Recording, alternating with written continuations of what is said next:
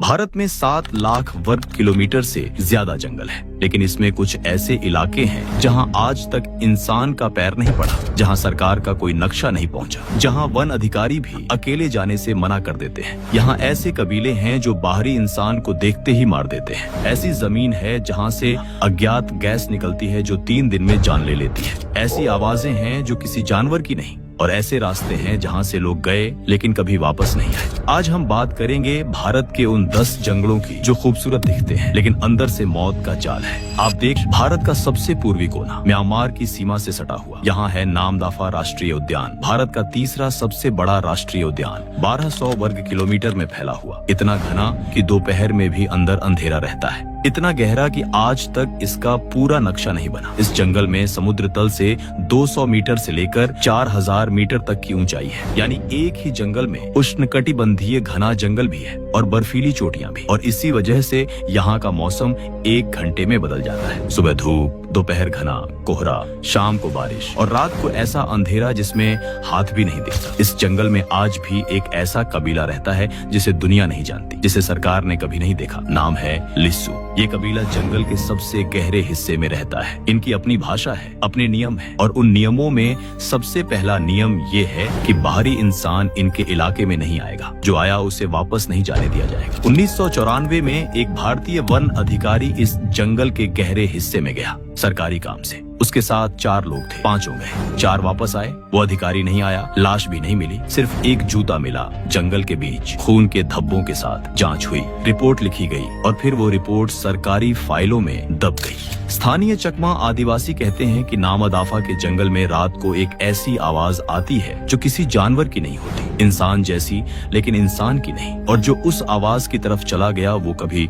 लौटा नहीं। और यहाँ की सबसे मशहूर स्थानीय कहानी है बुढ़िया माई की। चकमा आदिवासियों में एक पुरानी कथा है। कहते हैं कि सैकड़ों साल पहले एक बुढ़िया थी जो जंगल की रखवाली करती थी। वो किसी को जंगल नुकसान नहीं पहुंचाने देती थी। एक दिन कुछ बाहरी व्यापारी जंगल से लकड़ी काटने आए। बुढ़िया ने मना किया, उन्होंने नहीं माना। अगली सुबह वो व्यापारी कहीं नहीं थे, बस उनकी कुल्हाड़ियां जमीन में गड़ी मिली। आज भी चकमा लोग कहते हैं वो बुढ़िया आज भी जंगल में है, और जो उसकी इजाजत के बिना आता है वो उसी की तरह गायब हो जाता है। वन विभाग के रिकॉर्ड में इस जंगल से अब तक 47 लोग लापता हो चुके हैं। यह सरकारी आंकड़ा है, असली संख्या इससे कहीं ज्यादा होगी। नंबर 9, सिलेरू का जंगल, आंध्र प्रदेश और ओडिशा की सीमा। आंध्र प्रदेश और ओडिशा की सीमा पर बहती है सिलेरू नदी, और इस नदी के दोनों किनारों पर फैला है वो जंगल जिसे स्थानीय लोग मायावी जंगल कहते हैं। क्यों मायावी? क्योंकि इस जंगल में जाने वाले लोगों के साथ एक अजीब बात होती है, वो रास्ता भूल जाते हैं, वही रास्ता जिससे वो आए थे।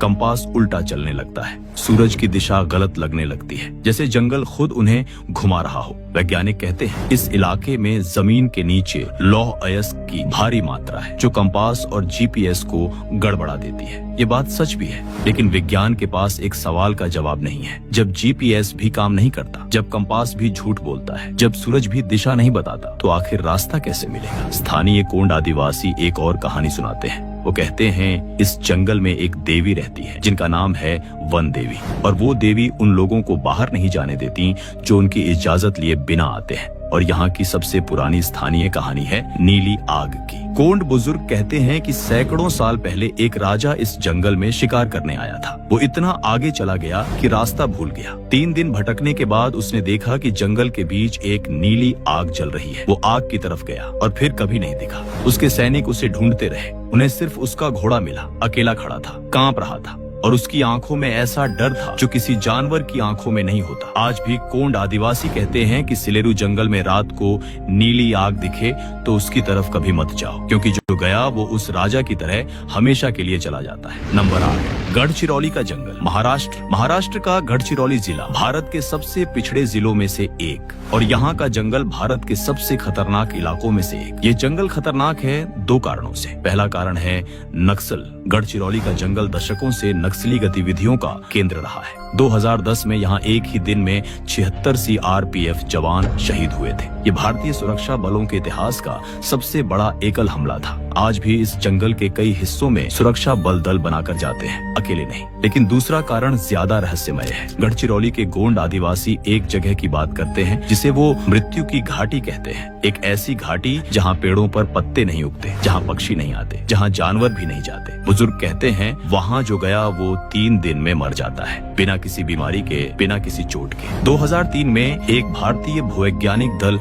इस घाटी की जांच करने गया। 6 लोग, उनमें से 2 की मौत जंगल में ही हो गई, बाकी 4 बीमार पड़ गए। रिपोर्ट में लिखा गया कि उस इलाके में जमीन से एक अज्ञात गैस निकलती है। कौन सी गैस? यह रिपोर्ट में नहीं था। वो रिपोर्ट आज भी सार्वजनिक नहीं की गई। और यहाँ की सबसे डरावनी स्थानीय कहानी है काली छाया की। गोंड बुजुर्ग कहते हैं कि मृत्यु की घाटी में एक काली छाया रहती है। वो छाया इंसान के आकार की होती है, लेकिन इंसान नहीं होती। जब कोई उस घाटी के पास जाता है तो वो छाया उसके पीछे चलने लगती है, आगे नहीं जाती, बस पीछे। नंबर 7, जल्दापारा जंगल, पश्चिम बंगाल, डोआर्स का इलाका, भूटान की सीमा से लगा हुआ। यहाँ है जल्दापारा राष्ट्रीय उद्यान, एक सींगा गैंडों का घर। तोरसा नदी के किनारे फैला हुआ घना जंगल जो देखने में बेहद खूबसूरत लगता है। लेकिन इस जंगल का एक हिस्सा है जिसे वन विभाग ने पूरी तरह बंद कर रखा है। नाम है चिलापाता जंगल। चिलापाता जंगल के बारे में स्थानीय राभा आदिवासी एक बात कहते हैं। यहाँ हाथी रात को अकेले घूमते हैं, लेकिन वो हाथी किसी झुंड के नहीं होते। वो हाथी कहाँ से आते हैं और कहाँ जाते हैं कोई नहीं जानता, और जो उन हाथियों के पीछे गया वो कभी वापस नहीं आया। चिलापाता जंगल में एक प्राचीन किले के अवशेष हैं। नाम है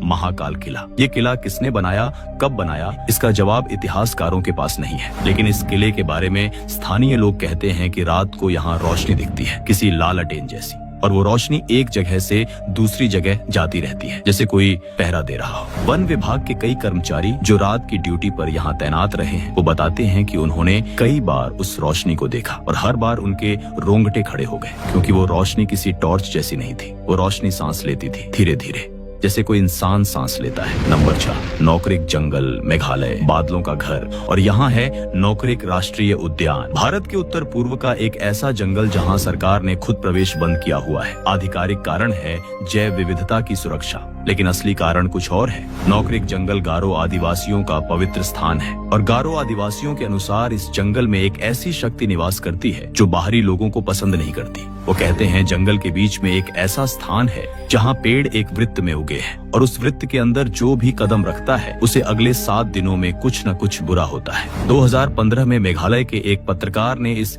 जगह की तस्वीरें लेने की कोशिश की। वो जंगल के अंदर गया, वापस आया, लेकिन उसके कैमरे में एक भी फोटो नहीं थी। मेमोरी कार्ड खाली था। उसने कहा उसे याद नहीं कि जंगल के अंदर कितना समय बिताया। उसे लगा 1 घंटा था, लेकिन बाहर आने पर पता चला 6 घंटे बीत चुके थे। और यहाँ की सबसे रहस्यमय स्थानीय कहानी है मिसी की। गारो आदिवासियों में एक पुरानी कहानी है। कहते हैं कि सदियों पहले एक लड़की थी जिसका नाम मिसी था। वो जंगल से बहुत प्यार करती थी, हर दिन जाती थी, पेड़ों से बातें करती थी। एक दिन कुछ लकड़हारे जंगल काटने आए। मिसी ने रोकने की कोशिश की, उन्होंने उसे धक्का दिया। वो उस वृत्त वाली जगह पर गिरी और गायब हो गई। उसके बाद से जो भी उस वृत्त में जाता है उसे मिसी दिखती है, एक छोटी लड़की सफेद कपड़ों में, जो उन्हें अंदर बुलाती है, और जो उसके साथ चला जाता है वो फिर बाहर नहीं आता। गारो बुजुर्ग कहते हैं मिसी आज भी उस जंगल में है, और वो अकेली नहीं है। उसके साथ वो सभी लोग हैं जो उसके बुलावे पर गए थे। तो दोस्तों, आज आपने देखा भारत के 10 सबसे खतरनाक और रहस्यमय